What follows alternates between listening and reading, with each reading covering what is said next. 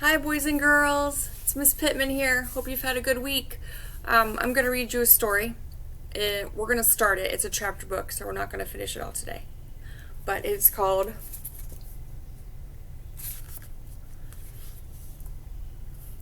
Mercy Watson to the Rescue by Kate DiCamillo. She's written a lot of books. Maybe you've heard of Because of Winn-Dixie. That is one of her books that she has written as well. One of my favorites. Alright, so Mercy Watson to the rescue. Mercy Watson is a pig. Okay? Chapter 1. I'm going to read it and then I'll show you. Mr. Watson and Mrs. Watson have a pig named Mercy. Each night they sing Mercy to sleep. Bright, bright in the morning sun, sing Mr. and Mrs. Watson. But brighter still is our darling one. Dark, dark is the coming night, but oh, our Mercy shines so bright.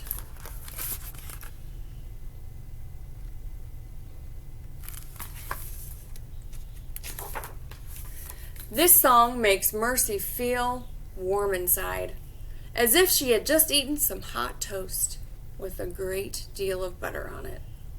Mercy likes hot toast with a great deal of butter on it.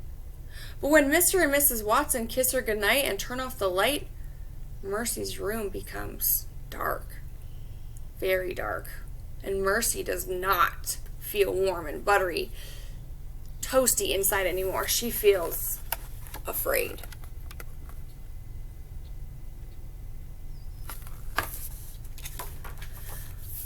One night, after Mr. and Mrs. Watson sang their song about the sun, kissed Mercy goodnight, and turned off the light, Mercy decided something. She decided that she would be much happier if she wasn't sleeping alone. And so Mercy got out of her bed and went and got in bed with Mr. and Mrs. Watson. She snuggled up between them. Mercy felt warm inside, as if she had just eaten hot toast with a great deal of butter on it.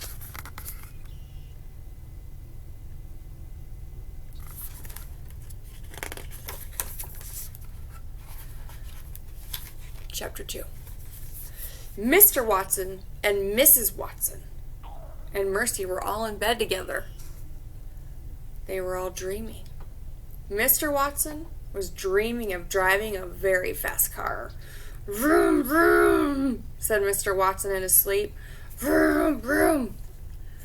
Mrs. Watson was dreaming of buttering hot toast for Mercy. She buttered one piece, and then another, and another piece, and another.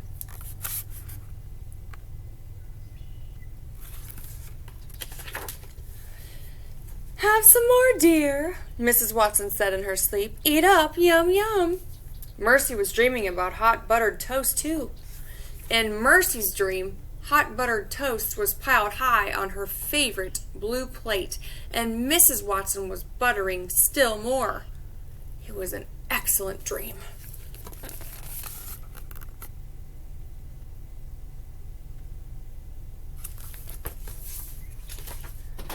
Mr. Watson said, vroom, vroom. Mrs. Watson said, have some more, dear. Mercy Watson snuffled and chewed in her sleep. Mr. Watson and Mrs. Watson and Mercy were all so busy sleeping that they did not hear the bed creak.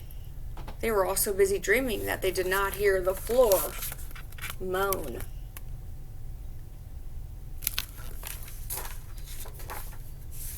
Chapter 3. Boom! A hole opened under the Watsons' bed. Crack! The Watsons' bed fell in the hole. Mr. Watson woke up. Mrs. Watson woke up. Mercy woke up too. What? What? What? What? Said Mr. Watson.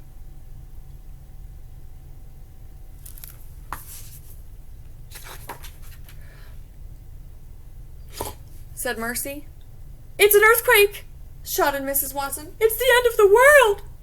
Nonsense, said Mr. Watson, but he did not sound very sure. He sounded frightened. Do you know what that word means, frightened? It's a synonym for being scared. Mercy, however, was not frightened. Mercy was hungry, said Mercy again. She moved to the end of the bed. Boom! Crack!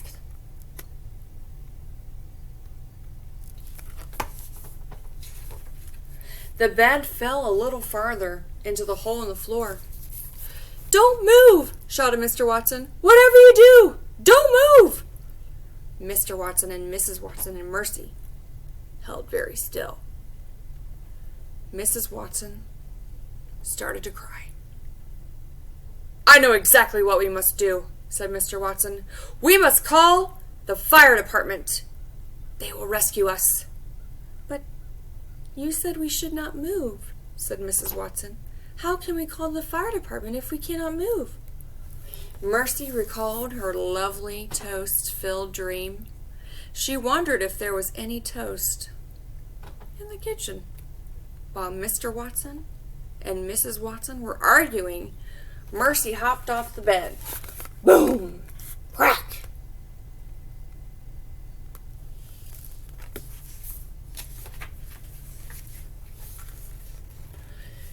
"Look," said Mrs. Watson.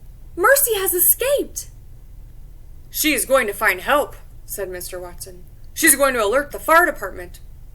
Mercy left the bedroom at a gallop. She was in a hurry. She was on her way to the kitchen. She was looking for some toast.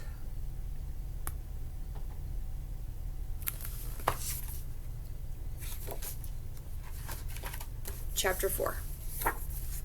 In the kitchen, Mercy sniffed the table. She sniffed the kitchen counters. She sniffed the floor. But there was no toast. There was not even a crumb of toast. Mercy's stomach growled in disappointment. She was hungry. She needed a snack.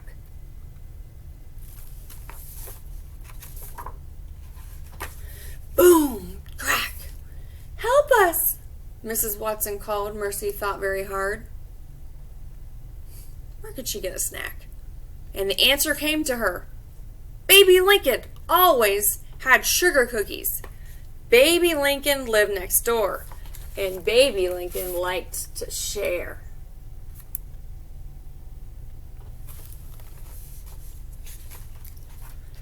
Mercy took the kitchen doorknob in her mouth. She turned it. "Help!" Mrs. Watson called again. Sugar cookies, thought Mercy, and she stepped outside.